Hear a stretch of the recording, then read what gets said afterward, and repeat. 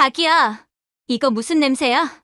수준 떨어지게 꼭 이런 데서 사람을 만나야 되는 거야? 귀를 찌르는 앙칼진 목소리. 전 남편의 새파란 아내는 마치 오물이라도 본 것처럼 코를 틀어쥐고 인상을 찌푸리고 있었습니다. 그리고 그 옆에서 전 남편 민철은 혀를 차며 지갑을 열더군요. 야, 너 꼴이 이게 뭐냐? 예정 생각해서 주는 거니까 이걸로 고기나 사 먹고 여기 농장 주인이나 빨리 불러와. 제 발치로 툭 하고 5만 원짜리 지폐 한 장이 힘없이 떨어졌습니다. 흙투성이 장화 위로 내려앉은 그 돈을 보며 저는 속으로 웃음을 삼켰습니다. 이 인간들 아직 사태 파악이 전혀 안 된 모양입니다. 이바구 시작 전에 구독과 좋아요 부탁드리며 끝까지 함께 해주세요. 바람이 한번 스치자 지폐 모서리가 팔락거렸습니다. 종이 한 장이 흙 위에서 내는 소리가 어쩜 그렇게 크게 들리는지요. 돈이 크고 작아서가 아니라 그 돈에 실려 있는 마음이 너무 더러워서 더 크게 울리는 것 같았습니다. 세 부인은 제 얼굴을 제대로 보지도 않았습니다. 제 손과 장화, 무릎에 묻은 흙을 훑고는 마치 자기 몸에라도 튈까봐 뒤로 물러나더군요. 그 눈빛이 꼭 사람이 아니네 하고 말하는 것 같았습니다. 민철은 더 뻔뻔했습니다. 제가 무엇을 하고 있는지, 왜 이런 곳에 있는지, 어떻게 살아왔는지 그런 건 하나도 궁금해하지 않았습니다. 그에게 저는 언제나 설명할 필요 없는 사람이었으니까요. 말 잘 듣고 시키는 대로 움직이고 감정은 알아서 삼키는 사람. 민철은 제가 아직도 그런 사람인 줄 알고 있었습니다. 그런데요. 사람이 가장 큰 착각을 할 때가 언제인지 아십니까? 자기가 남을 끝났다고 단정하는 순간입니다. 저도 3년 전 그날 제가 끝난 줄 알았습니다. 그날도 민철은 지금처럼 지갑을 열었고 지금처럼 돈을 내밀었습니다. 그때는 5만 원이 아니라 위자료라는 이름을 붙인 종이 쪼가리였지요. 봉투를 던지듯 내밀어 놓고는 마치 자기가 아주 큰 은혜라도 베푸는 사람처럼 앉아 있었습니다. 당신은 이제 같이 살기 힘들어. 처음엔 그런 말로 시작했습니다. 사람을 찌를 때는 늘 둔한 칼로 시작하더군요. 그 다음 말은 더 잔인했습니다. 늙어서 냄새나. 당신이 있으면 집이 답답해. 저는 그 말을 듣는 순간 귀가 멍해졌습니다. 손끝이 차가워지는데도 속에서는 뭔가 뜨거운 것이 올라왔습니다. 그런데도 목소리는 나오지 않더군요. 왜냐하면 저는 그 집에서 늘 참는 사람이었으니까요. 민철이 사업한다며 돈이 필요하다고 하면 저는 제 몸을 갈아 넣어서라도 만들어냈습니다. 낮에는 남의 집 설거지를 하고 밤에는 바느질을 했습니다. 손톱 밑에 실밥이 박혀 피가 나도 저는 괜찮습니다라고 말했습니다. 민철이 화를 내면 저는 먼저 사과했습니다. 제가 틀리지 않아도 그 사람이 틀렸어도요. 그런 제가 어느 날 갑자기 냄새나는 여자가 되어버린 겁니다. 같이 살면서 만든 집, 같이 만든 살림, 같이 만든 시간들이 한순간에 쓰레기처럼 취급당하더군요. 그리고 그 옆에 유지수가 서 있었습니다. 민철이 말하는 새로운 사랑이라는 사람. 저는 그 여자의 얼굴에서 사랑을 보지 못했습니다. 사랑이 아니라 승리를 봤습니다. 내가 이겼다는 표정.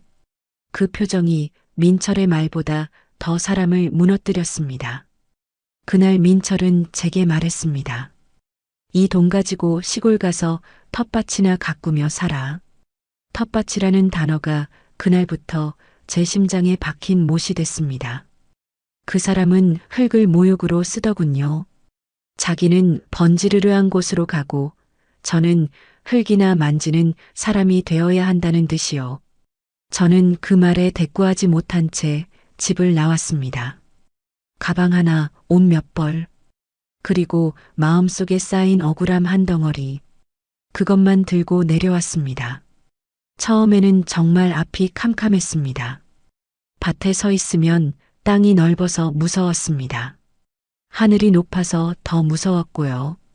서울에서는 사람들 사이에 끼어 숨도 못 쉬며 살았는데 시골에서는 숨을 쉬어도 마음이 가라앉지 않더군요.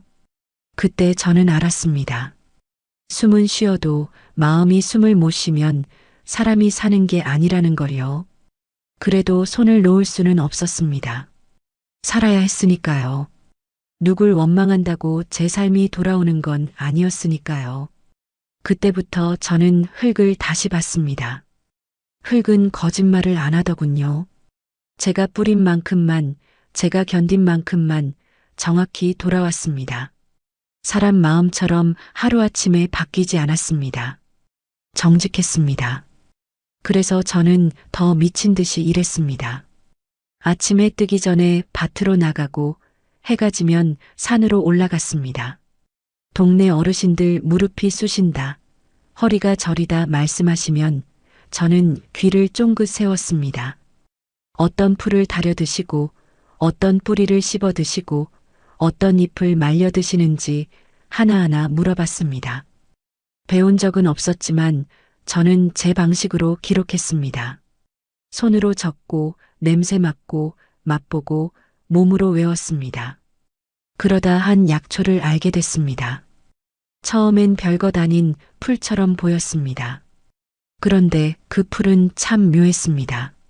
물기와 햇빛, 흙의 성질을 조금만 맞춰주면 향이 달라지고 성분이 달라지는 것 같더군요. 저는 그걸 놓치지 않았습니다. 사람이 절박하면요, 눈이 달라집니다. 남들이 그냥 지나치는 걸 붙잡게 됩니다. 저는 그 약초를 붙잡았습니다. 그리고 제가 할 수 있는 모든 걸 걸었습니다. 밭에서 넘어져 무릎이 까져도 저는 일어났습니다. 손바닥이 갈라져 피가 나도 물로 씻고 다시 흙을 잡았습니다. 내가 여기서 끝나면 저 인간들 말이 맞아져 버린다. 그 생각 하나가 저를 버티게 했습니다. 그렇게 시간이 흘렀고 어느 순간부터 이상한 일들이 생기기 시작했습니다. 처음 보는 사람들이 마을로 들어오기 시작했습니다. 이 근처에 약초 잘 키우는 분이 있다던데요. 황금 약초라고 그거 진짜 맞습니까? 처음엔 다들 반신반의하는 얼굴이었습니다. 그런데 입소문은 빨랐습니다. 특히 강남이라는 동네는 좋은 건 빠르고 비싼 건 더 빠르더군요. 그러는 사이 민철 쪽 소식도 들려왔습니다. 겉으로는 여전히 잘 나가는 척을 한다고요. 명품을 두르고 좋은 차를 타고 좋은 곳에서 사진을 찍어 올린다고요. 그런데 속은 부도 직전이라더군요. 식품 유통업이라는 게 겉만 멀쩡하면 되는 일이 아니지 않습니까? 물류, 납품, 신용 한번 삐끗하면 줄줄이 무너집니다. 그런데 민철은 늘 큰돈 한 방만 꿈꾸던 사람이었습니다. 성실하게 싸는 건 못하고 남 위에 서는 것만 좋아하는 사람이요. 그래서였겠지요. 민철이 마지막으로 잡으려는 게 바로 황금 약초였을 겁니다. 자기가 살 길이 없으니 남의 살 길을 뺏어서라도 살아야 한다는 신보. 그 신보가 어디로 향했겠습니까? 결국 제 밭으로 온 겁니다. 저를 보러 온 게 아니었습니다. 제 손을 보러 온 것도 제 삶을 보러 온 것도 아니었습니다. 오로지 자기 회사 살릴 줄을 찾으러 온 거지요. 그런데 그 줄을 잡는 방식이 참 민철답습니다. 먼저 사람을 밟고 그 다음에 거래를 꺼냅니다. 먼저 모욕하고 그 다음에 예정을 말합니다. 예정이란 말을 입에 올리는 순간조차 지갑을 열고 있다는 게 우습지 않습니까? 민철은 팔짱을 끼고 저를 내려다봤습니다. 빨리 주어. 말은 그렇게 하지 않았지만 눈은 그렇게 말하고 있었습니다. 유지수는 발로 흙을 톡톡 차며 짜증을 냈습니다. 아, 진짜 신발 버리겠네. 자기야, 빨리 끝내고 가자니까. 그 말이 제 귀를 스치는데 이상하게도 마음이 더 차분해지더군요. 예전 같았으면 울컥했을 텐데요. 이제는 울컥할 이유가 없었습니다. 왜냐하면 지금 이 자리에서 겁먹어야 하는 사람은 제가 아니었으니까요. 저는 천천히, 아주 천천히 발을 움직였습니다. 집회를 향해서요. 민철은 제가 돈을 주울 거라 생각했겠지요. 예전에 저는 늘 그랬으니까요. 민철이 던지면 저는 주었습니다. 민철이 화내면 저는 달랬습니다. 민철이 무시하면 저는 더 낮아졌습니다. 하지만 이제는요. 제가 제 발로 제 삶을 일으켜 세운 사람입니다. 누가 던진 돈 한 장에 제 마음이 다시 주어지지는 않습니다. 저는 장화 밑창을 아주 천천히 내렸습니다. 그리고 꾹 눌렀습니다. 흙발로 5만 원짜리를 지시겨 밟았습니다. 그 순간 민철의 얼굴이 확 바뀌더군요. 눈이 커지고 입이 벌어지고 목소리가 갈라졌습니다. 너 지금 뭐 하는 짓이야? 미쳤어? 제가 미친 걸까요? 아니면 아직도 세상 돌아가는 걸 모르고 돈만 믿고 설치는 당신들이 미친 걸까요? 저는 민철을 똑바로 쳐다봤습니다. 그리고 그 옆에 유지수도요. 그 둘은 아직도 주인을 찾고 있었습니다. 이 밭의 주인이 누구인지도 모르면서요. 바로 그때였습니다. 저 멀리 마을 어귀 쪽에서 낮고 묵직한 엔진 소리가 들려오기 시작했습니다. 한 대가 아니었습니다. 두 대도 아니었습니다. 여러 대가 같은 방향으로 같은 속도로 다가오는 소리였습니다. 흙먼지가 바람결에 먼저 올라왔고 밭의 공기가 순간 달라졌습니다. 민철은 그 소리를 듣자마자 본능적으로 자세를 고쳐 세우더군요. 그 표정이 참 익숙했습니다. 돈 되는 사람이 오는 소리를 맡은 표정이요. 유지수도 코를 막던 손을 내리고 머리칼을 정리했습니다. 사람은 참 솔직합니다. 자기한테 유리한 상황이 오면 몸부터 달라지니까요. 민철은 저를 다시 한번 내려다보며 아주 작은 목소리로 말했습니다. 봐라. 내가 누구랑 약속이 있는 사람인지. 그 말에 저는 속으로 조용히 대답했습니다. 그래요.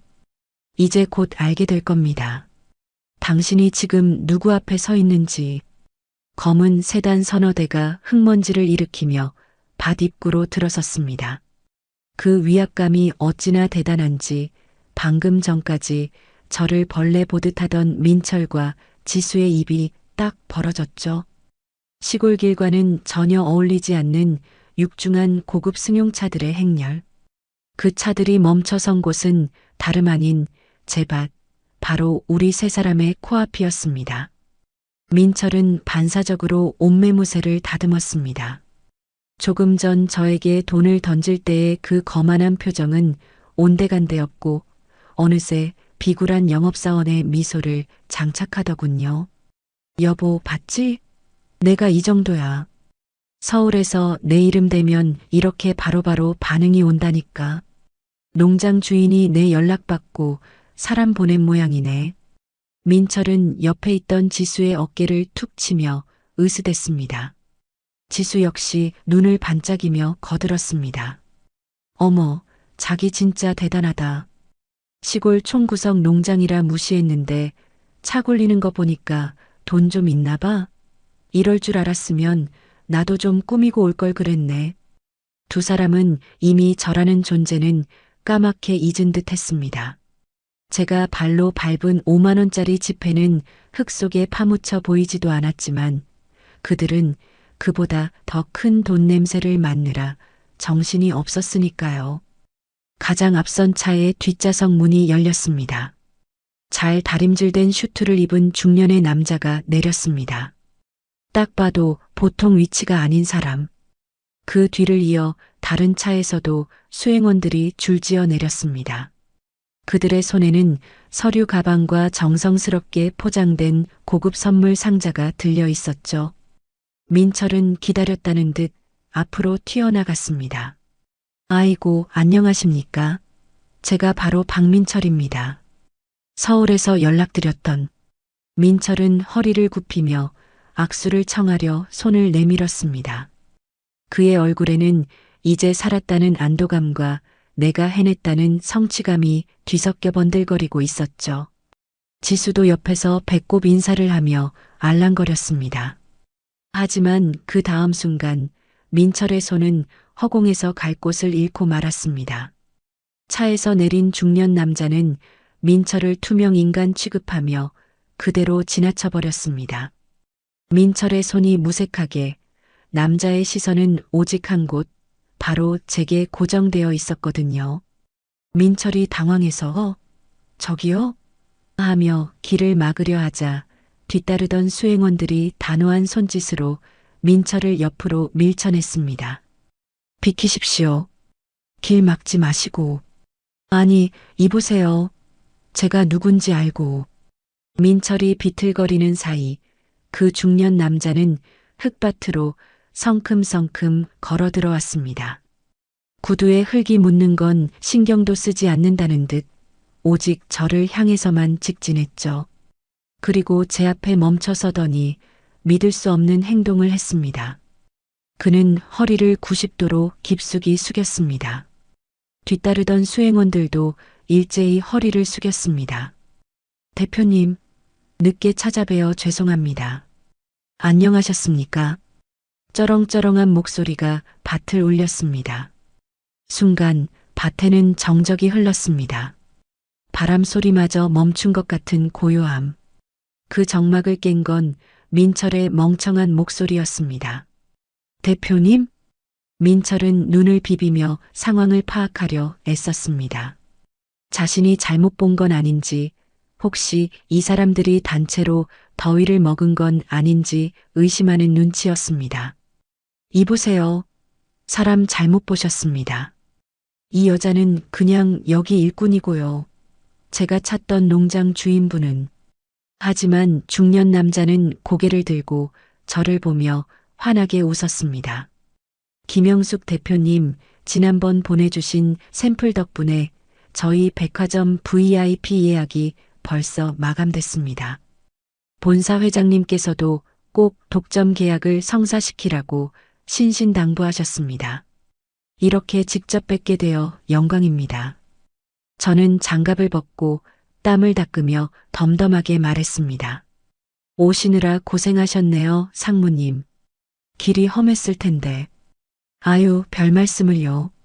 대표님이 계신 곳이라면 지옥 끝이라도 와야죠. 참, 이건 회장님께서 보내신 선물입니다. 수행원들이 내민 건 최고급 홍삼 세트와 명품 과일 바구니였습니다. 민철이 제게 던져준 5만 원, 그리고 그가 트렁크에서 꺼내려다만 싸구려 음료수 박스와는 차원이 다른 대우였죠. 그제야 민철의 눈동자가 흔들리기 시작했습니다. 대표님이라는 호칭, 김영숙이라는 이름, 그리고 황금 약초. 이 세 가지 단어가 그의 머릿속에서 퍼즐처럼 맞춰지는 순간이었을 겁니다. 설마, 말도 안 돼. 내가? 민철의 얼굴이 하얗게 질려갔습니다. 입술은 파르르 떨렸고 다리에는 힘이 풀리는지 휘청거렸습니다. 자신이 그토록 찾아 헤매던 구세주가 자신이 헌신짝처럼 버리고 짓밟았던 전처라는 사실. 그 잔인한 진실이 그의 뇌를 강타한 것입니다. 하지만 옆에 있던 지수는 여전히 상황 파악이 덜 된 모양이었습니다. 그녀는 눈을 동그랗게 뜨고 소리를 질렀습니다. 뭐야? 이 아줌마가 대표라고? 말도 안 돼. 너 우리 오빠 돈 뜯어내려고 사기치는 거지? 어디서 배우들을 섭외해서 쇼를 해? 다들 연기 그만해. 지수는 씩씩거리며 제 앞으로 달려들었습니다. 상무님을 밀치고 제 멱살이라도 잡을 기세였죠. 이게 어디서 감히. 야, 김영숙, 너 이혼하고 미쳤니? 우리 오빠가 누군 줄 알고 이런 장난질이야? 그 순간 민철이 비명처럼 소리쳤습니다. 그만해. 닥쳐. 지수가 깜짝 놀라 멈칫했습니다. 민철은 식은땀을 줄줄 흘리며 저와 상무님을 번갈아 보았습니다. 그의 눈에는 공포가 서려 있었습니다. 이제야 깨달은 겁니다. 자신이 무슨 짓을 저질렀는지, 자신이 지금 누구의 땅을 밟고 있는지. 저는 천천히 지수에게 다가갔습니다. 그리고 차갑게 식은 목소리로 말했습니다. 쇼? 누가 쇼를 하고 있는지 아직도 모르겠니? 얘야, 눈이 있으면 좀 봐라. 내가 밟고 있는 이 땅, 저 뒤에 보이는 산, 그리고 내 남편이 그토록 갖고 싶어 하는 그 약초. 전부 다 내 거야. 지수의 입이 떡 벌어졌습니다. 저는 시선을 돌려 민철을 보았습니다. 그는 이미 반쯤 넋이 나가 있었습니다. 민철 씨, 아까 농장 주인 불러오라고 했지? 자, 내가 여기 있네. 할 말 있으면 해봐. 고기 사 먹으라고 준 5만 원은 잘 받았으니까 이제 본론을 말해야지. 민철의 무릎이 털썩하고 꺾였습니다. 흙바닥에 주저앉은 그는 저를 올려다보지도 못하고 땅만 쳐다봤습니다. 영수가. 그의 입에서 나온 제 이름이 그렇게 초라하게 들릴 수가 없더군요. 하지만 아직 끝난 게 아닙니다. 이 정도 충격으로 주저앉기엔 그가 저에게 준 모욕의 시간이 너무 길었으니까요. 저는 상무님을 보며 말했습니다. 상무님, 웬 잡상인들이 와서 행패네. 중요한 계약 얘기하는데 방해되니까 좀 치워주시겠어요? 제 말이 떨어지기가 무섭게 상무님의 눈빛이 날카롭게 변했습니다. 방금 전까지 저에게 봄바람처럼 웃어 보이던 그 눈이 민철과 지수를 향하자마자 겨울 삭풍처럼 차가워지더군요. 보안팀 뭐합니까? 대표님 말씀 안 들립니까? 당장 이 사람들 밖으로 모셔. 상무님의 호통 한 번에 뒤에 서 있던 건장한 수행원 2명이 성큼성큼 다가왔습니다. 검은 양복을 입은 사내들의 그림자가 흙바닥에 주저앉은 민철을 덮쳤습니다. 그제야 멍하니 있던 지수가 비명을 질렀습니다. 야, 이거 안 나? 당신들 뭐야? 우리 남편이 누군 줄 알고 몸에 손을 대? 이거 엄연한 폭력이야. 경찰 부를 거야. 지수는 수행원의 팔을 뿌리치며 앙칼지게 소리쳤습니다. 명품 가방을 휘두르며 발악하는 꼴이 마치 덫에 걸린 짐승 같았습니다. 그녀는 여전히 믿고 싶지 않은 겁니다. 자신이 무시했던 이 시골 아줌마가 감히 자기를 쫓아낼 힘이 있다는 사실을요. 하지만 민철은 달랐습니다. 그는 수행원이 팔을 잡자마자 반항은커녕 납작 엎드렸습니다. 바닥에 엉덩이를 붙인 채로 질질 끌려가면서도 시선은 오직 저에게 고정하고 있었죠. 영수가, 여보, 나야 나, 민철이, 여보라니요. 3년 전 법원 앞에서 다시는 내 눈에 띄지 마. 엮이는 것 자체가 역겨우니까라고 했던 그 입에서 나온 단어가 맞나 싶었습니다. 사람이 급해지면 기억도 조작되는 모양입니다. 잠깐만요. 상무님, 오해가 있습니다. 저 이 여자, 아니, 이분 남편입니다. 우리 부부예요. 내가 남이 아니라니까. 민철은 수행원의 바짓가랑이를 잡고 늘어졌습니다. 흙먼지가 그의 비싼 양복 바지를 엉망으로 만들었지만 그는 신경 쓸 겨를이 없었죠. 지금 그에게 중요한 건 자존심이 아니라 눈앞에서 날아가려는 황금 동아줄을 잡는 것이었으니까요. 저는 팔짱을 낀 채 그 추태를 물끄러미 내려다봤습니다. 상무님이 난처한 듯 저를 돌아보며 물었습니다. 대표님 남편분 이십니까? 혹시 제가 결례를 범한 건지. 저는 피식 웃으며 대답했습니다. 남편은 무슨 호적 정리한 지가 언젠데요. 그냥 알던 사람인데 질이 좀 안 좋아요. 사기 전과도 있을걸요? 아, 역시 그렇군요. 죄송합니다. 즉시 처리하겠습니다. 상무님은 안도하며 다시 고개를 돌렸습니다. 그 한마디에 민철의 얼굴은 흑빛이 되었습니다. 영수가, 너 말이 너무 심하잖아. 우리가 산 세월이 얼만데. 내가 너 보고 싶어서 온 거야. 그래, 약초 얘기도 들었지만 사실은 너 잘 지내나 궁금해서 온 사람이 5만 원을 바닥에 던져. 제 낮은 목소리가 민철의 변명을 단칼에 잘랐습니다. 민철의 입이 뻐끔거렸습니다. 그건 내가 너무 고생하는 것 같아서 마음이 아파서 용돈이라도 주려고. 마음이 아파서? 그래서 내세 부인은 코를 막고 똥 냄새 난다고 했니? 저는 천천히 민철 앞으로 걸어갔습니다. 끌려가지 않으려 안간힘을 쓰는 그의 꼴이 참 우스웠습니다. 저는 쭈그리고 앉아 민철과 눈을 맞췄습니다. 예전에는 제가 올려다봐야 했던 그 눈을 이제는 제가 내려다보고 있었습니다. 민철 씨, 잘 들어. 당신이 버린 건 그냥 냄새나는 아줌마가 아니야. 당신 인생에서 유일하게 당신을 지켜주던 사람을 버린 거야.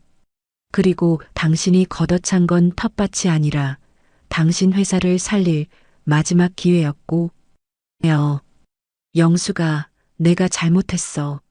내가 눈이 멀었었나 봐. 응? 한 번만 봐줘. 우리 회사 알잖아. 이번 계약 못 따내면 나 진짜 끝이야. 나 길바닥에 나앉아. 너 예정 생각해서. 민철이 덜덜 떨리는 손을 뻗어 제 장화 끄트머리를 잡으려 했습니다. 하지만 저는 발을 쓱 뒤로 뺐습니다. 그의 손은 허공을 휘젓다 흙바닥에 처박혔습니다. 예정? 그 예정. 3년 전에 당신이 돈 몇 푼이랑 같이 쓰레기통에 처박았잖아. 기억 안 나? 냄새나니까 꺼지라고. 그때 옆에서 악을 쓰던 지수가 씩씩거리며 끼어들었습니다. 우리 오빠가 사과하면 받아줘야지. 내가 뭔데 사람을 이렇게 무시해? 너 이거 갑질이야. 내가 인터넷에 다 올릴 거야. 시골 아줌마가 성공 좀 했다고 전 남편 개무시한다고. 지수는 여전히 분수를 몰랐습니다. 상황 파악 못하고 독만 바짝 오른 독사 같았죠. 저는 지수를 보며 빙긋 웃었습니다. 올려. 꼭 올려. 불륜녀랑 바람나서 조강지쳐버린 남편이 회사 망하게 생기니까 전처 찾아와서 행패 부리더라. 제목은 이걸로 하면 딱 좋겠네. 조회수 잘 나오겠다. 그치? 지수의 얼굴이 홍당무처럼 붉어졌다가 이내 하얗게 질렸습니다. 그제야 주변을 둘러보더군요. 밭일을 하던 동네 어르신들이 하나둘씩 모여들어 혀를 차며 구경하고 있었거든요. 저 남자가 그 전 남편인 거야? 에잉. 쯧쯧. 수군거리는 소리가 귓가에 꽂히자 지수는 그제야 고개를 숙이고 민철의 등 뒤로 숨으려 했습니다. 저는 자리에서 일어나 옷에 묻은 먼지를 툭툭 털었습니다. 그리고 상무님을 향해 고개를 끄덕였습니다. 상무님, 여기 공기가 탁해서 계약서는 사무실 가서 쓰죠. 이 사람들은 눈에 안 띄게 치워주세요. 밭 망가지니까. 네, 알겠습니다. 야, 빨리 끌어내. 수행원들이 양쪽에서 민철의 팔을 낚아챘습니다. 민철은 질질 끌려가며 비명을 질렀습니다. 영수가, 안 돼. 제발. 내가 잘못했어. 영수가. 그 처절한 목소리가 밭고랑 사이로 메아리 쳤지만 저는 한 번도 뒤돌아보지 않았습니다. 그가 던졌던 5만 원짜리 지폐만이 끌려가는 민철의 발길질에 채여 흙 속으로 처박히고 있었습니다.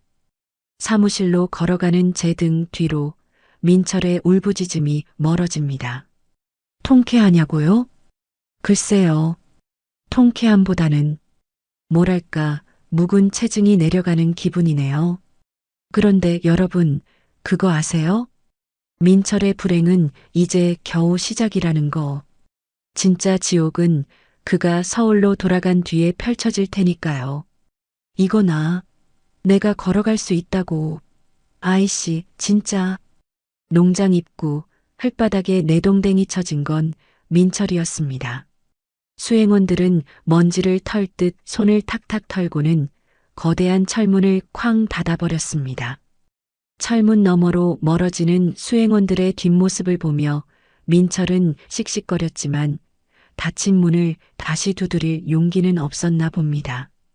그 옆에는 지수가 엉망이 된 머리를 감싸 쥐고 주저앉아 있었습니다. 명품 구두 굽은 흙에 빠져 부러졌고 스타킹은 올이 나가 흉하게 찢어져 있었죠. 오빠, 이게 뭐야? 나 쪽팔려서 못 살겠어. 저 여자 진짜 미친 거 아니야? 어떻게 사람을 이렇게 개 취급을 해? 지수는 분이 안 풀리는지 애꿎은 제 땅바닥을 하이힐 굽으로 찍어대며 악을 썼습니다. 하지만 이번에는 민철도 가만히 있지 않았습니다. 아, 넌 좀 닥쳐. 너 아까 입구에서 코 막고 난리쳤지? 내가 그 지랄만 안 했어도 영숙이가 저렇게까지 안 나왔어. 분위기 파악 좀 하고 설치란 말이야. 뭐, 지금 그게 내 탓이야? 오빠가 그랬잖아. 총구석 가서 으름장만 놓으면 알아서 긴다고. 오빠가 멍청하게 상황 파악 못한 거지. 왜 나한테 소리를 질러? 이게 진짜. 민철이 손을 치켜들었습니다. 예전 같으면 저한테나 했을 그 짓거리를 이제는 지수한테 하더군요. 지수도 지지 않고 눈을 부릅떴습니다. 3년 전 둘이서 우리 사랑 영원하자며 샴페인 잔을 부딪히던 그 꿀 떨어지던 모습은 온데간데 없었습니다. 돈이 떨어지고 위기가 닥치니 그들의 사랑이라는 것도 밑바닥을 드러낸 거죠. 그때였습니다. 민철의 주머니에서 벨소리가 요란하게 울려 퍼졌습니다. 발신자를 확인한 민철의 얼굴이 사색이 되었습니다. 김전무였습니다. 회사의 자금줄을 담당하는 임원이었죠. 여보세요? 김전무. 나 지금 지방에. 사장님, 큰일 났습니다. 막을 돈이 없습니다. 채권단이 사무실로 들이닥쳤어요. 당장 오늘 5시까지 입금 안 되면 최종 부도 처리됩니다. 전화기 너머의 다급한 목소리가 지수의 귀에까지 들렸나 봅니다. 지수의 눈이 휘둥그레졌습니다. 뭐, 부도? 오빠, 진짜야? 우리 회사 망하는 거야? 민철은 대답 대신 전화기에 대고 소리쳤습니다. 야야, 조금만 막아봐. 내가 지금 대기업이랑 큰 계약건 성사시키러 왔으니까. 백화점 독점 계약이야. 이거만 되면 투자금 쏟아진다고. 거짓말이었습니다. 이미 쫓겨나 놓고 민철은 아직도 꿈을 꾸고 있었습니다. 아니, 꿈이라기보다는 현실을 받아들이지 못하는 발악이었죠. 사장님, 그 소리만 벌써 몇 번째입니까? 지금 당장 현금 없으면 끝이라니까요. 저도 이제 모릅니다. 알아서 하세요. 전화가 끊어졌습니다. 민철은 망연자실한 표정으로 휴대폰을 떨어뜨렸습니다. 털썩? 휴대폰 액정이 깨지는 소리가 꼭 민철의 인생이 깨지는 소리 같았습니다. 같은 시각, 저는 따뜻한 차 한 잔을 마시고 있었습니다. 농장 사무실 안은 훈훈했습니다. 상무님은 계약서를 정중하게 내밀었고 저는 꼼꼼하게 조항들을 읽어내려갔습니다. 대표님, 조건은 말씀하신 대로 다 마쳤습니다. 수익 배분은 7대3, 농장 설비 투자 전액 지원, 그리고 브랜드 이름은 대표님이 원하시는 영숙내 황금 약초 그대로 갑니다. 좋네요. 특히 이 조항, 품질 유지를 위해 생산량은 농장이 결정한다. 이게 마음에 드네요. 돈 된다고 마구잡이로 찍어내는 건 질색이라서요. 물론입니다. 저희 회장님께서도 대표님의 그 뚝심을 높게 사셨습니다. 돈보다 품질을 먼저 생각하는 사람이 진짜 장사꾼이다라고 하시더군요. 저는 미소를 지으며 도장을 꾹 눌러 찍었습니다. 선명한 붉은 인주 자국. 이 도장 하나가 제 지난 3년의 땀방울을 증명해 주는 것 같았습니다. 그리고 동시에 밖에서 떨고 있을 민철의 파멸을 확정 짓는 도장이기도 했죠. 감사합니다, 대표님. 앞으로 잘 부탁드립니다. 상무님과 악수를 하는 제 손은 따뜻했고 굳은 살이 박혀 투박했지만 당당했습니다. 다시 농장 밖. 해는 뉘엿뉘엿 지고 있었고 찬바람이 불기 시작했습니다. 민철은 머리를 감싸쥐고 괴로워하고 있었고 지수는 옆에서 울며불며 징징대고 있었습니다. 오빠, 나 어떡해? 나 명품백 할부 남은 거 어떡하냐고. 이거 다 압류당하는 거야? 나 거지 되는 거야? 시끄러워 좀. 생각할 시간 좀 줘. 민철은 충혈된 눈으로 굳게 닫힌 농장 철문을 노려봤습니다. 이대로 돌아가면 부도, 파산, 그리고 빚쟁이들에게 쫓기는 신세. 감옥에 갈 수도 있었습니다. 그에게 남은 선택지는 없었습니다. 영숙이 마음을 돌려야 해. 민철의 눈에 도끼가 서렸습니다. 정상적인 방법으로는 안 된다는 걸 알았겠죠. 3년 전 저를 버릴 때처럼 그는 또다시 비겁한 수를 떠올리고 있었습니다. 지수야, 일어나. 어디 가게? 서울 가는 거야? 아니, 이대로는 못 가. 영숙이 저 여자가 마음이 약해. 내가 무릎 꿇고 빌어서 안 되면 다른 방법을 써서라도 도장을 받아내야 해. 다른 방법? 무슨 방법? 민철은 지수에게 귓속말로 속삭였습니다. 지수의 표정이 일그러졌습니다. 미쳤어? 그러다 경찰 오면 어떡해? 경찰이 무서워. 당장 길바닥에 놔앉는 게 무서워? 시키는 대로 해. 우리 둘 다 살려면 이 방법밖에 없어. 민철은 주변을 두리번거리더니 밭구석에 놓여있던 녹슨 쇠스랑 하나를 눈여겨봤습니다. 그리고는 음침한 미소를 지으며 농장 뒷길 쪽으로 발걸음을 옮겼습니다. 정문이 안 되면 개구멍으로라도 들어가겠다는 신보였죠. 사무실 창밖으로 어둠이 짙게 깔리기 시작했습니다. 저는 계약을 마치고 상무님을 배웅한 뒤 혼자 남아 장부를 정리하고 있었습니다. 직원들도 다 퇴근하고 넓은 농장에 저 혼자 남은 시간. 스산한 바람 소리와 함께 문 밖에서 부스럭거리는 소리가 들렸습니다. 고라니인가? 하고 넘기려는데 문고리가 덜컥 하고 돌아가는 소리가 들리더군요. 누구세요? 대답은 없었습니다. 하지만 저는 알 것 같았습니다. 이 밤중에 예의도 없이 남의 문을 억지로 열려고 하는 사람이 누구일지. 저는 책상 아래에 놓아둔 몽둥이를 조용히 손에 쥐었습니다. 민철 씨, 설마 끝까지 밑바닥을 보이려는 건 아니겠죠? 만약 그렇다면 저도 더 이상 전처로서의 예우는 없습니다.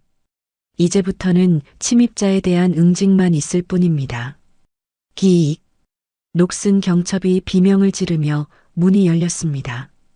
어둠 속에서 드러난 얼굴은 낮에 봤던 그 거만하고 뻔뻔한 전남편 박민철이 아니었습니다. 헝클어진 머리, 풀린 넥타이, 그리고 충혈된 눈. 흡사 벼랑 끝에 몰린 짐승의 눈빛이었죠. 그의 손에는 밭에서 주워온 녹슨 쇠스랑이 들려 있었습니다. 영수가 좋게 말할 때 도장 찍어. 민철이 거친 숨을 몰아쉬며 사무실 안으로 들어왔습니다. 술을 마신 건지 아니면 공포에 취한 건지 비릿한 냄새가 진동하더군요. 저는 책상 아래 쥐고 있던 몽둥이를 꽉 잡은 채 의자에 앉아 그를 빤히 쳐다봤습니다. 놀라거나 비명을 지를 줄 알았겠죠? 하지만 저는 미동도 하지 않았습니다. 민철 씨, 여기가 어디라고 신발을 신고 들어와? 그리고 그 흉한 물건은 뭐야? 농사 지으러 왔니? 제 차분한 목소리에 오히려 당황한 건 민철이었습니다. 그는 쇠스랑을 허공에 휘두르며 소리쳤습니다. 닥쳐. 나 지금 눈에 뵈는 거 없어. 당장 그 계약서 가져와. 대기업이랑 계약한 거 명의만 내 회사로 돌리면 돼. 그거 하나만 해주면 내가 조용히 갈게. 너 돈 많잖아. 이거 하나 해주는 게 뭐 어렵다고 사람을 이 지경으로 만들어. 적반하장도 유분수지. 자기가 망한 게 저 때문이라니요. 민철은 성큼성큼 책상 앞으로 다가왔습니다. 빨리 내놔. 안 그러면 나 진짜 무슨 짓 할지 몰라. 그가 쇠스랑을 치켜든 순간 저는 자리에서 벌떡 일어났습니다. 그리고 책상 위에 있던 리모컨 버튼 하나를 꾹 눌렀습니다. 민철 씨, 저기 천장 좀 봐. 뭐? 민철이 얼떨결에 고개를 든 곳에는 붉은 불빛이 깜빡거리는 CCTV가 그를 정면으로 비추고 있었습니다. 요즘 시골 농장 무시하지 마. 도둑이 많아서 고화질 CCTV 다 달아놨거든. 지금 당신 모습 내 휴대폰이랑 보안업체 서버에 실시간으로 저장되고 있어. 흉기 들고 전처 협박하는 모습 아주 잘 나오네. 이거 안 꺼. 끄면 뭐? 당신이 날 치게? 쳐봐. 어디 한번 쳐봐. 제가 몽둥이를 책상 위로 쾅 내리치며 소리쳤습니다. 3년간 험한 산을 타고 억센 밭일을 하며 다져진 기백이었습니다. 온실 속 화초처럼 살아온 민철 따위가 감히 범접할 수 있는 기운이 아니었죠. 제가 눈을 부릅뜨고 다가가자 민철은 쇠스랑을 든 손을 부들부들 떨며 뒷걸음질 쳤습니다. 겁쟁이. 겁만 번지르르 했지 속은 여전히 겁 많은 쫄보였습니다. 너 진짜 독해졌다. 독해져? 누가 날 이렇게 만들었는데? 당신이 버린 그 3년 동안 내가 산짐승이랑 싸우고 비바람 맞으면서 살았어. 당신 같은 껍데기 하나 못 이길 것 같아? 그때였습니다. 멀리서 요란한 사이렌 소리가 들려오기 시작했습니다. 적막한 시골 밤 공기를 가르는 경찰차 소리. 그 소리가 점점 가까워지자 민철의 얼굴이 사색이 되었습니다. 경찰? 설마 신고했어? 당신 들어올 때 문고리 돌리는 소리 듣자마자 눌렀지. 여기 파출소장님이랑 내가 좀 친하거든. 3분이면 도착해. 미친. 안 돼. 나 잡히면 안 돼. 민철은 패닉 상태에 빠져 허둥지둥 출구를 찾았습니다. 그런데 그때 밖에서 망을 보고 있던 지수의 비명소리가 들렸습니다. 어머, 경찰이다.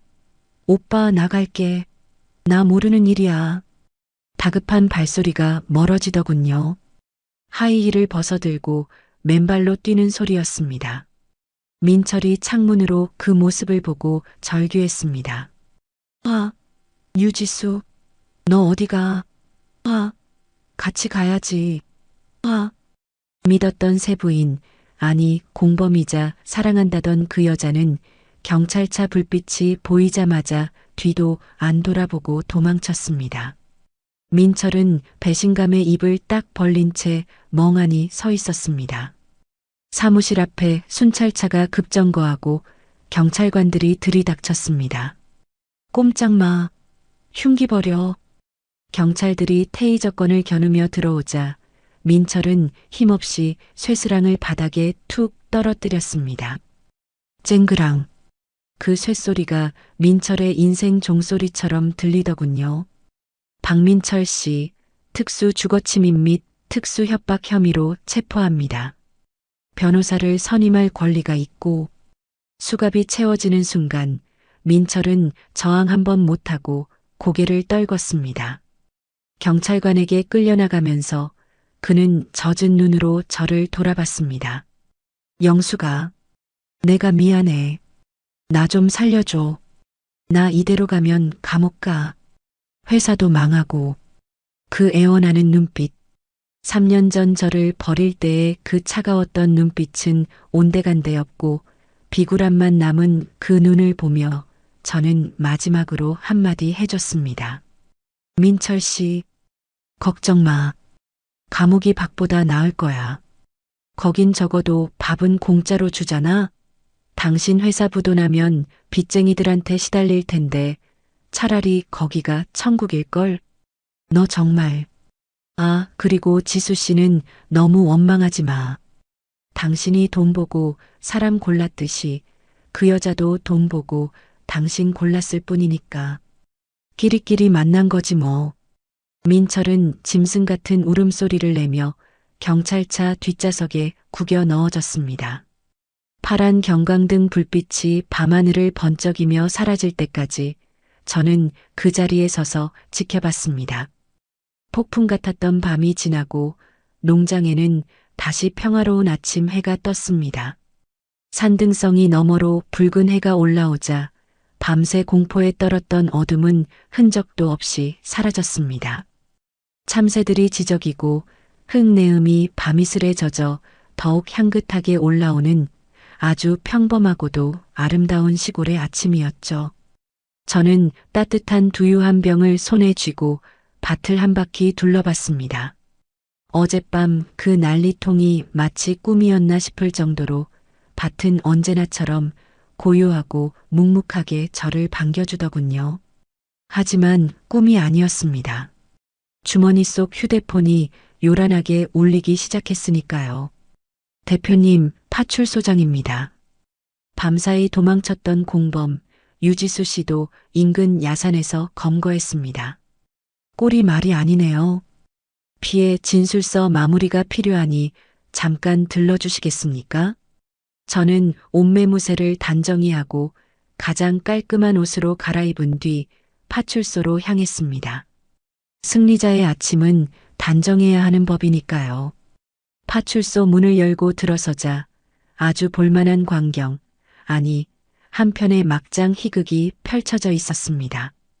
유치장 창살을 사이에 두고 민철은 안에, 지수는 밖에 앉아 조사를 받고 있었습니다. 그런데 두 사람의 몰골이 정말 가관이었습니다.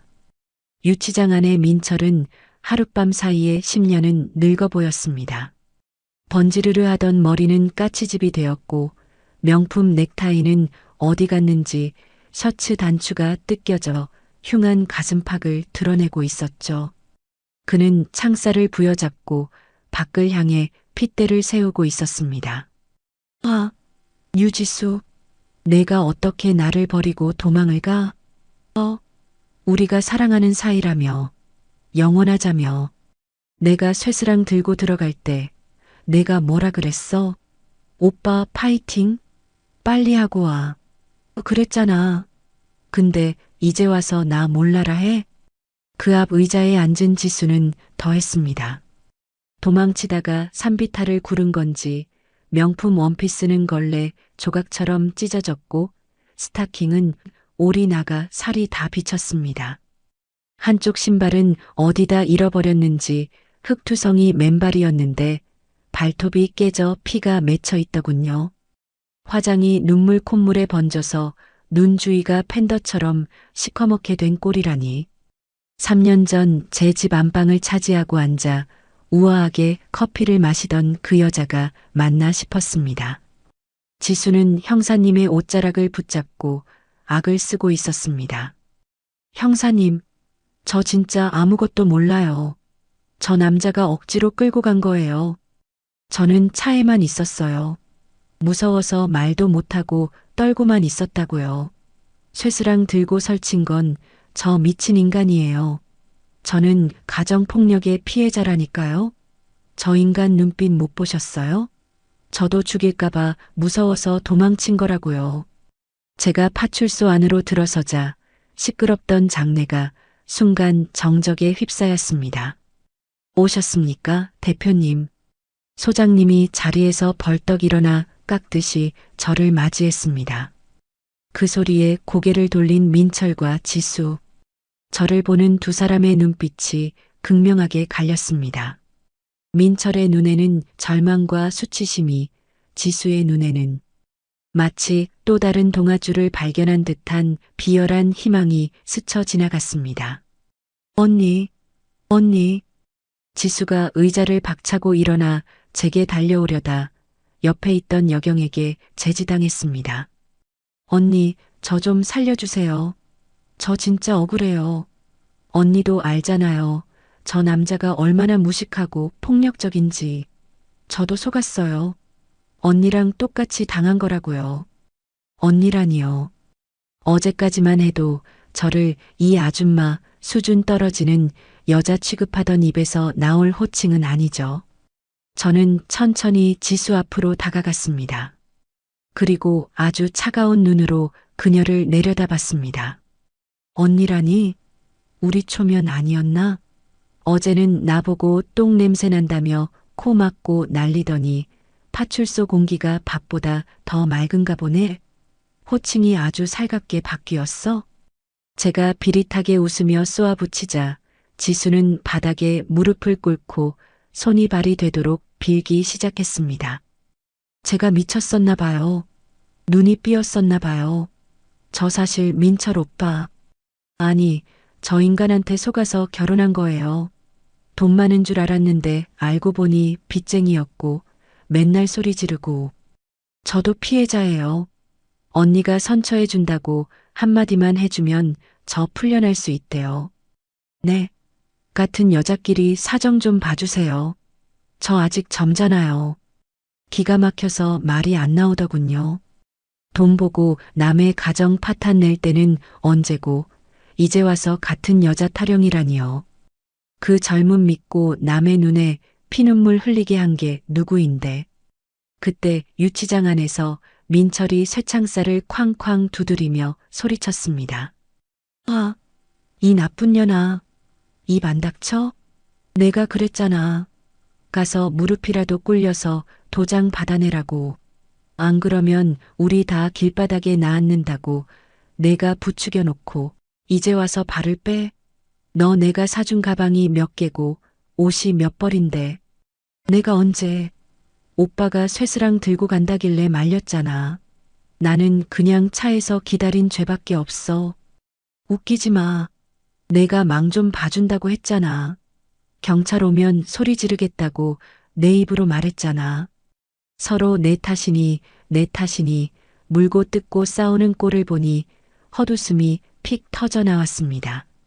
저게 바로 3년 전 저를 집에서 쫓아내며 우리는 운명이다. 진정한 사랑이다. 당신 같은 껍데기 부부랑은 차원이 다르다며 떠들던 인간들의 민낯이었습니다.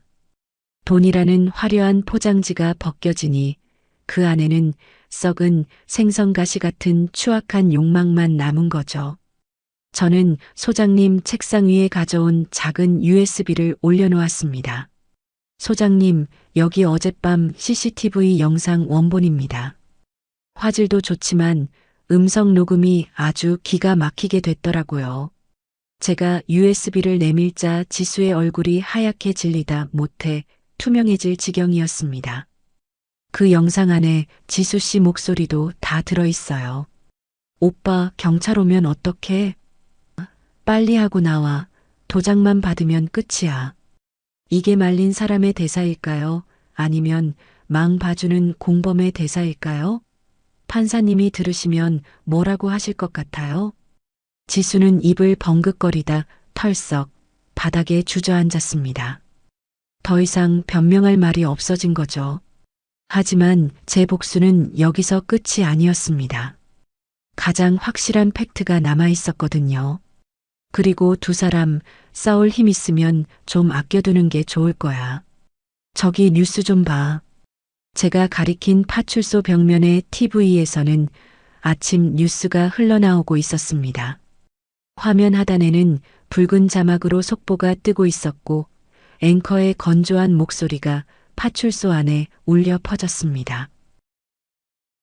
중견식품유통업체 M사 어제까지 돌아온 어음 30억 원을 막지 못해 오늘 오전 최종 부도 처리되었습니다. 대표 박모 씨는 현재 연락이 두절된 상태이며 채권단이 본사 사무실을 점거하고 화면에는 모자이크 처리된 민철의 얼굴과 빚쟁이들이 들이닥쳐 집기류를 부수고 딱지를 붙이는 난장판된 사무실 풍경이 나오고 있었습니다. 민철은 창살을 잡은 손에 힘이 풀려 뒤로 나자빠졌습니다. 눈동자가 초점을 잃고 흔들렸습니다. 자신의 인생이 공식적으로 끝장났다는 선고를 들은 셈이니까요. 그리고 옆에 있던 지수가 비명을 질렀습니다. 부도? 진짜 망한 거야? 그럼 내 명품은? 내 아파트는? 오빠가 내 명의로 해준 차는? 다 압류되겠지. 채권자들이 바보인 줄 알아? 제가 차갑게 대답했습니다. 그러자 지수는 믿을 수 없다는 듯 고개를 저었습니다. 아니야. 난 아니야. 난 그냥 와이프잖아. 나랑 상관없잖아. 상관이 왜 없어? 지수 씨, 기억 안 나?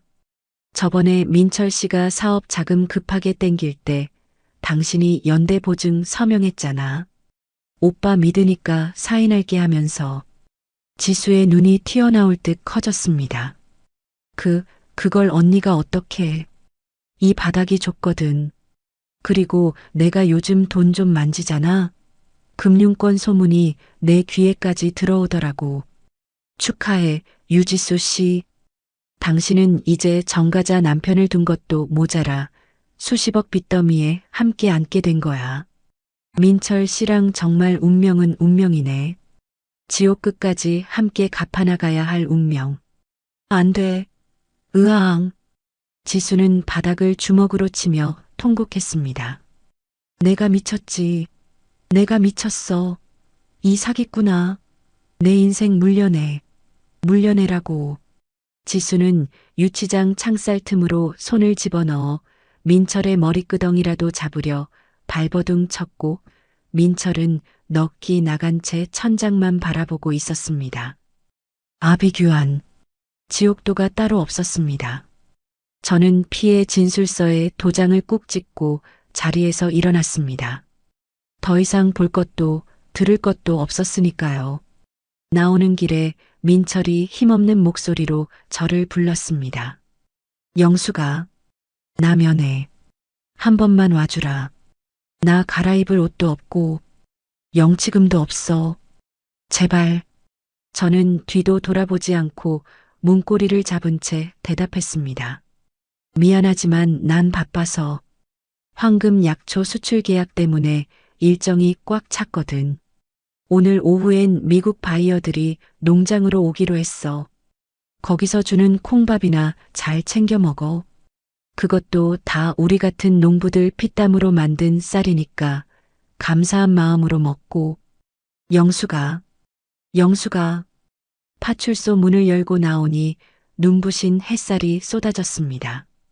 등 뒤에서 들리는 두 사람의 울음소리와 고함소리가 철문이 닫히며 툭 하고 끊겼습니다. 마치 TV 전원을 끈 것처럼요. 뱃속에 고여있던 묵은 공기를 후 하고 뱉어냈습니다. 시원하냐고요? 네, 시원합니다. 하지만 한편으로는 씁쓸하기도 하네요. 고작 저런 바닥을 보려고 제가 지난 3년을 이 악물고 버텼나 싶어서요. 하지만 감상은 여기까지. 제 인생의 1막은 비극이었지만 2막은 화려한 희극일 테니까요. 이제 찌꺼기들은 다 걸러냈으니 진짜 제 이야기를 시작할 때가 된 것 같습니다. 최근 강남 사모님들 사이에서 없어서 못 판다는 기적의 작물, 황금 약초 이야기 들어보셨을 겁니다. 이 약초를 탄생시킨 주인공이 대기업과 손잡고 본격적인 해외 수출길에 올랐다는 반가운 소식입니다. 실패를 딛고 인생 2막의 화려한 성공 신화를 쓰고 있는 김영숙 대표를 만나봤습니다. TV 화면 속에서 환하게 웃고 있는 제 얼굴이 보입니다.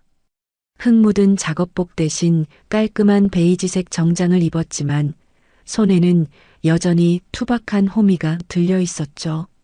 그 모습이 어찌나 낯설면서도 반가운지 마을 회관에 모인 어르신들이 저보다 더 크게 박수를 치며 환호성을 질렀습니다. 아이고, 우리 영숙이 출세했네. 텔레비에도 나오고. 이장님, 저거 봐. 우리 마을 이름도 나왔어. 영숙이 덕분에 우리 마을이 다 부자 됐어. 어르신들은 제 손을 잡고 놓질 않으셨습니다. 저는 쑥스러운 듯 고개를 숙였지만 가슴 한구석에서 뜨거운 것이 울컥 솟아오르는 건 어쩔 수 없더군요.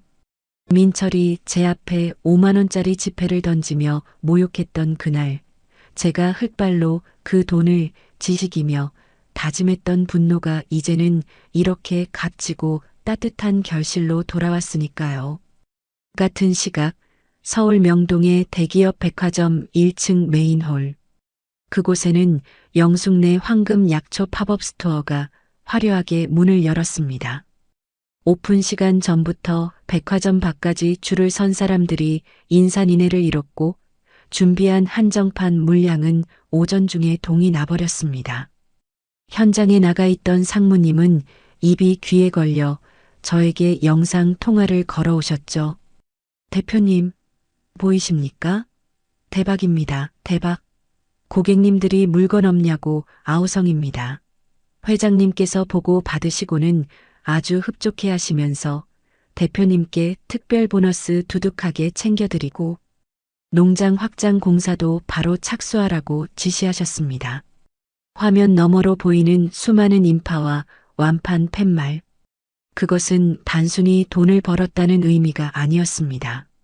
제가 흘린 땀이, 제가 견뎌낸 시간이 헛되지 않았다는 세상의 인정이었습니다.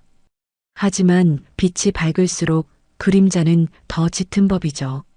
화려한 백화점과는 정반대인 곳, 서울 구치소의 차가운 접견실 풍경을 보여드려야겠네요. 투명한 아크릴 벽 하나를 사이에 두고 3205번 수의를 입은 민철과 초췌한 몰골의 지수가 마주 앉아 있었습니다. 민철은 불과 몇 달 사이에 폭삭 늙어버렸습니다. 윤기가 흐르던 머리카락은 반백이 되어 푸석했고 눈밑은 퀭하게 들어가 생기라고는 찾아볼 수 없었죠.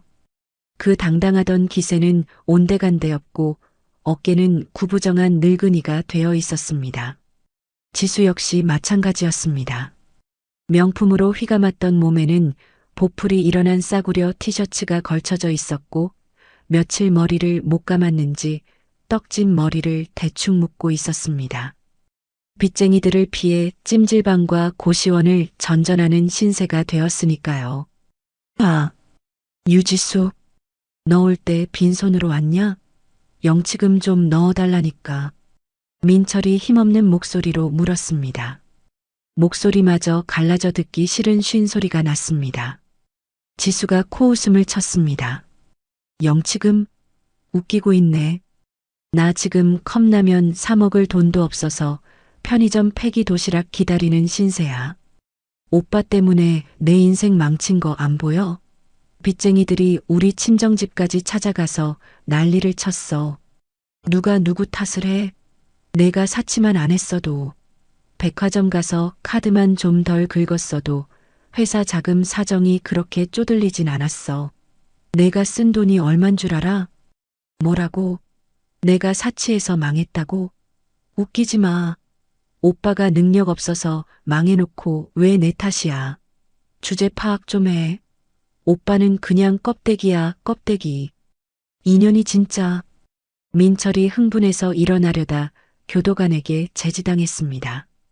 지수는 그런 민철을 경멸하는 눈빛으로 쳐다보며 가방에서 꼬깃꼬깃한 서류 봉투 하나를 꺼내 아크릴 벽에 턱 갖다 댔습니다. 됐고, 이거 봐. 이혼 서류야. 도장 찍어. 민철의 눈이 커졌습니다. 손이 부들부들 떨렸습니다. 너 진짜 이럴 거야? 나 출소할 때까지만 기다려달라고 했잖아. 내가 나가서 다시 재기하면. 재기? 꿈깨. 오빠 나이가 몇인데 재기를 해? 빚이 수십억인데? 기다리면 뭐가 나오는데? 빚더미.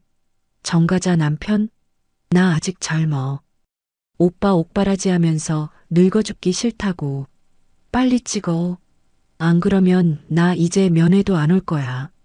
지수의 목소리는 차갑다 못해 날카로웠습니다. 민철은 멍하니 서류를 바라봤습니다. 3년 전 저에게 이혼 서류를 들이밀며 새 인생 살겠다. 사랑 찾아 떠나겠다고 큰 소리치던 그 모습이 겹쳐 보이지 않나요? 인과응보. 자신이 뿌린 대로 거두는 법입니다. 조강지철을 헌신짝처럼 버린 대가를 그는 지금 자신이 선택한 여자에게 똑같은 방식으로, 아니 더 비참한 방식으로 돌려받고 있는 겁니다. 다시 화면이 바뀌고 제 인터뷰가 이어집니다. 리포터가 마이크를 들이대며 조심스럽게 물었습니다. 대표님, 사실 이혼 후 귀농이라는 게 쉬운 결정은 아니셨을 텐데요. 힘든 시기를 극복하고 이렇게 성공하신 비결이 뭔가요? 혹시 전 남편분에 대한 복수심 같은 게 원동력이었나요? 저는 잠시 생각에 잠겼습니다. 3년 전의 그날들이 주마등처럼 스쳐 지나갔습니다. 그리고는 카메라를 똑바로 응시하며 담담하게 말했습니다. 복수요? 솔직히 처음엔 그랬죠. 이를 갈고 잠도 안 자고 일만 했으니까요. 저를 무시했던 사람들에게 보란 듯이 성공해서 콧대를 꺾어주고 싶었어요. 너희가 버린 여자가 이렇게 잘 산다 보여주고 싶었죠. 잠시 숨을 고르고 저는 미소를 지으며 말을 이었습니다. 그런데 막상 땀 흘려 일하다 보니 알겠더라고요. 가장 큰 복수는 그 사람들을 미워하는데 내 귀한 시간을 쓰는 게 아니라 내가 진짜로 행복해지는 거라는 걸요. 내가 내 삶을 사랑하고 내 땀을 믿고 오늘 하루를 성실하게 사는 것. 그게 쌓이고 쌓여서 지금의 제가 된 거지. 누군가를 미워하는 마음만으로는 여기까지 못 왔을 겁니다. 흙은 미움을 모릅니다. 정직만 알죠. TV를 보던 유치장의 민철은 고개를 떨구고 눈물을 뚝뚝 흘렸습니다. 흐느끼는 어깨가 처량했습니다. 지수도 아무 말 없이 입술만 깨물고 있었죠. 제 말이 그들의 가슴에 비수처럼 꽂혔을까요? 아니면 그저 자신의 처지가 한탄스러워서였을까요? 그건 그들만이 알겠죠. 마을 잔치가 무르익어갈 무렵 꽹과리 소리와 웃음소리가 밤하늘을 채웠습니다. 저는 조용히 잔치마당을 빠져나와 제 밭으로 향했습니다. 달빛을 받은 약초들이 은은하게 금빛을 내며 바람에 흔들리고 있었습니다. 저는 쭈그리고 앉아 흙을 한 줌 쥐어보았습니다. 차갑지만 부드러운 감촉. 이 흙이 저를 살렸고 저를 키웠습니다. 고맙다. 정말 고맙다. 혼잣말을 하며 흙을 토닥이는데 누군가 뒤에서 인기척을 냈습니다. 돌아보니 상무님이 서 계시더군요. 서울에서 내려오신 김에 잔치까지 보고 가시려나 봅니다. 대표님, 축하드립니다. 오늘 매출이 역대 최고랍니다. 회장님께서 아주 난리가 나셨습니다. 아유, 다 상무님 덕분이죠. 먼 길 오시느라 고생하셨어요. 아닙니다. 그리고 이건 개인적인 말씀인데 회장님께서 대표님을 본사 고문으로 모시고 싶어 하십니다. 서울로 올라오셔서 경영 수업도 좀 들으시고 더 큰 물에서 노시는 건 어떠신지. 펜트하우스도 준비해 주신다고 하는데요. 서울. 화려한 불빛과 높은 빌딩이 있는 곳. 민철이 그토록 가고 싶어 했고 지수가 그토록 살고 싶어 했던 그 욕망의 도시. 이제 제가 원하기만 하면 그곳의 주인이 될 수도 있는 상황이었습니다. 3년 전 쫓겨났던 그곳으로 금이 환영할 수 있는 기회였죠. 하지만 저는 웃으며 고개를 저었습니다. 상무님, 제 자리는 여기입니다. 서울 가서 팬대 굴리고 에어컨 바람 쐬는 건 똑똑한 젊은 사람들이 하면 되고요. 저는 여기서 흙 만지고 바람 쐬고 이 녀석들 커가는 거 보는 게 제일 행복해요. 저한테는 펜트하우스보다 이 비닐하우스가 더 궁전 같거든요. 상무님은 잠시 멍하니 저를 보시더니 이내 고개를 끄덕이며 환하게 웃으셨습니다. 역시 대표님다우십니다. 알겠습니다. 회장님께는 그렇게 전하겠습니다. 김영숙 대표님은 밭이 곧 궁전이시라 서울은 좁아서 못 오신다고요. 그날 밤 저는 꿈을 꿨습니다. 민철에게 쫓겨나던 날 울면서 걷던 그 황량한 시골길이 온통 황금빛 꽃길로 변해 있는 꿈을요. 그리고 그 길 끝에서 3년 전에 초라했던 제가 현재의 당당한 저를 보고 활짝 웃어주더군요. 잘했어, 영수가. 버텨줘서 고마워. 정말 잘했어. 시간이라는 건 참으로 정직합니다. 거짓말을 하는 건 오직 사람의 입이고 욕심을 부리는 건 사람의 마음일 뿐이지요. 씨앗을 뿌리면 싹이 나고 비바람을 견디면 열매가 맺히듯 제 인생의 계절도 어느덧 차가운 겨울을 지나 따뜻하고 찬란한 봄을 맞이했습니다. 그 난리통이 있고 나서 벌써 1년이라는 시간이 흘렀습니다. 계절이 4번 바뀌는 동안 제 삶은 그야말로 천지개벽을 했습니다. 지금 제가 서 있는 이곳, 제 농장은 이제 단순히 약초를 키우는 밭이 아닙니다. 영숙내 힐링팜이라는 이름으로 새 단장을 마쳤죠.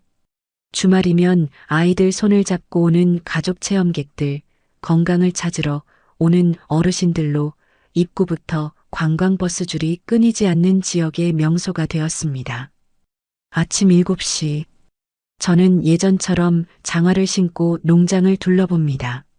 하지만 이제는 혼자가 아닙니다. 대표님, 좋은 아침입니다.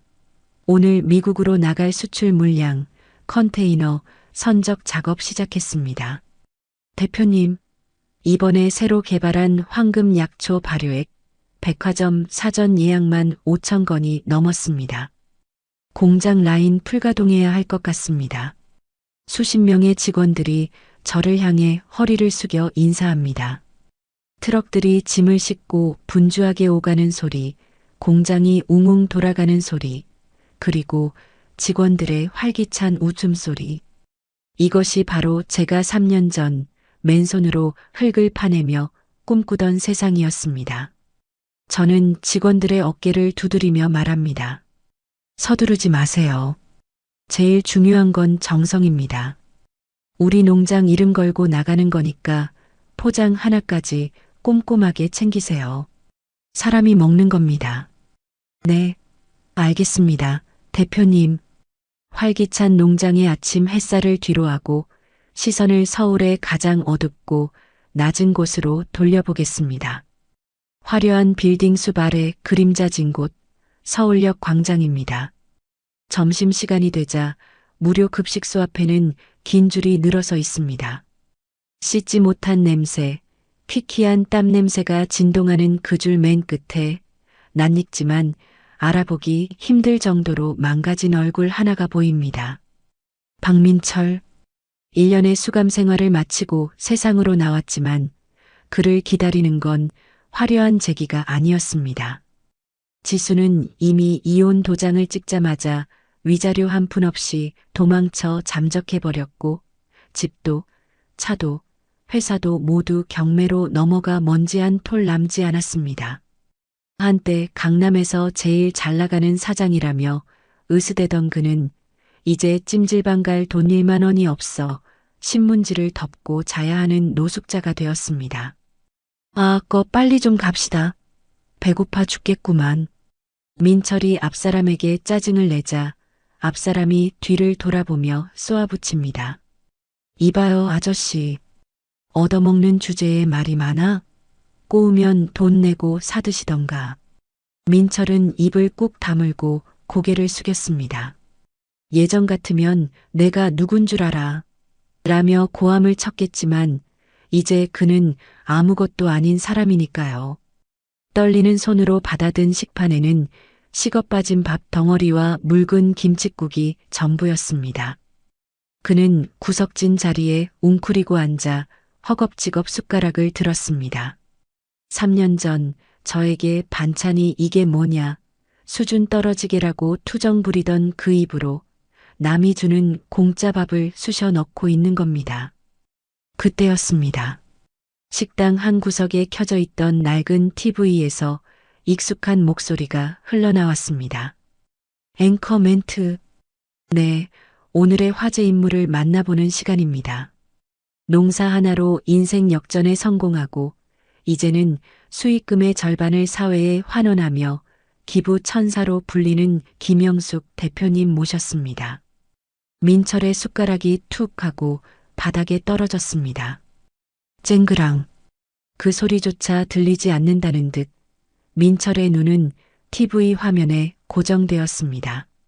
화면 속에 저는 민철이 한 번도 사주지 않았던 고운 비단 한복을 입고 온화하고 품위 있는 미소를 짓고 있었습니다. 대표님, 이번에 지역 청소년들을 위해 거액의 장학금을 쾌척하셨다고 들었습니다. 쉽지 않은 결정이셨을 텐데요. 화면 속에 제가 담담하게 대답합니다. 네. 사실 저도 인생의 아주 추운 겨울을 겪어봤습니다. 가진 것 없이 쫓겨나 막막했던 시절, 저를 받아준 건 말없는 흙이었습니다. 제가 흙에게 위로받았듯 저도 돈이 없어 꿈을 포기하려는 아이들에게 비빌 언덕이 되어주고 싶었습니다. 돈은 혼자 쥐고 있으면 차갑지만 나누면 따뜻해지더라고요. 돈은 혼자 쥐고 있으면 차갑다. 민철은 멍하니 그 말을 되뇌었습니다. 자신은 평생 그 차가운 돈을 쫓다가 정작 가장 따뜻했던 사람을 버렸습니다. 자신이 버린 여자가 저렇게 빛나는 별이 되어 만인의 존경을 받는 동안 자신은 3,000원짜리 밥 한 끼에 목숨 거는 시궁창 인생이 되었다는 사실. 그 뼈저린 후회가 가슴을 후벼 팠습니다. 으흐흑, 흑흑, 으아앙. 민철은 입안에 든 밥알을 다 뱉어내며 어린아이처럼 울음을 터뜨렸습니다. 식판을 엎으며 가슴을 쥐어뜯었습니다. 내가 미쳤지. 내가 미친놈이지. 영수가. 내가 잘못했다. 으흐흑. 주변 노숙자들이 인상을 찌푸리며 욕을 했습니다. A씨, 밥맛 떨어지게 왜 저래? 아저씨, 나가서 울어. 하지만 민철의 귀에는 아무것도 들리지 않았습니다. 그 눈물은 뒤늦은 반성의 눈물일까요? 아니면 놓쳐버린 황금알을 낳는 거위에 대한 탐욕의 눈물일까요? 어느 쪽이든 이제 저와는 상관없는 아주 먼 세상의 이야기일 뿐입니다. 다시 평화로운 농장으로 돌아옵니다. 저는 오늘 농장에 마련한 무료 한방 체험관을 찾았습니다. 다리가 아파 걷기 힘들다던 할머니의 손을 꼭 잡고 제가 직접 개발한 약초 파스를 붙여드립니다. 아이고, 우리 대표님 손은 약손이야. 이 손만 닿으면 아픈 게 싹 사라져. 고마워, 정말 고마워. 할머니의 거친 손을 마주 잡는데 문득 제 손을 내려다보게 되더군요. 손마디는 굵어졌고 손톱 밑에는 흙물이 들어 까맣습니다. 3년 전 민철에게 냄새나고 거친 손이라며 내쳐졌던 바로 그 손입니다. 하지만 지금 이 손은 누군가를 살리고 누군가에게 희망을 주고 세상을 따뜻하게 만드는 가장 아름다운 손이 되었습니다. 어느덧 해가 뉘엿뉘엿 지고 붉은 노을이 드넓은 농장을 황금빛으로 감싸 안습니다. 바람이 불어옵니다. 과거에 그 시렸던 참 바람이 아닙니다. 달콤한 약초 향기와 내일의 희망을 가득 실어 나르는 훈훈한 봄바람입니다. 저는 밭 한가운데 서서 지평선 너머를 바라보며 여러분께 마지막 인사를 드립니다. 여러분, 혹시 지금 인생의 매서운 겨울을 지나고 계신가요? 누군가에게 버림받고 무시당하고 내 인생은 이제 끝났다고 생각하며 울고 계신가요? 절대 포기하지 마세요. 빈털터리로 쫓겨나 흙바닥을 굴렀던 저도 해냈습니다. 그렇다면 여러분도 반드시 할 수 있습니다. 화려한 겉모습에 속아 진짜 소중한 걸 놓치지 마세요. 진짜 보물은 남들의 시선 속에 있는 게 아닙니다. 바로 여러분의 땀방울 속에, 그리고 시련을 견디며 단단해진 여러분의 마음 속에 이미 묻혀 있으니까요. 그 흙을 털어내고 일어서세요. 당당하게 고개를 드세요. 당신의 인생 이막은 아직 시작도 하지 않았습니다. 드넓게 펼쳐진 황금빛 약초밭 위로 제 웃음소리가 바람을 타고 멀리 퍼져나갑니다. 이곳은 제 왕국이자 제 삶의 증명이며 여러분에게 보여드리는 희망의 증거입니다. 지금까지 시련을 걸음 삼아 세상에서 가장 아름다운 꽃을 피운 여자, 농사짓는 CEO 김영숙이었습니다. 감사합니다. 오늘의 이바구는 여기까지입니다. 끝까지 함께 해주셔서 감사드리며 구독과 좋아요 눌러주시면 놀라운 인생 사연들을 누구보다 먼저 무료로 만나보실 수 있습니다.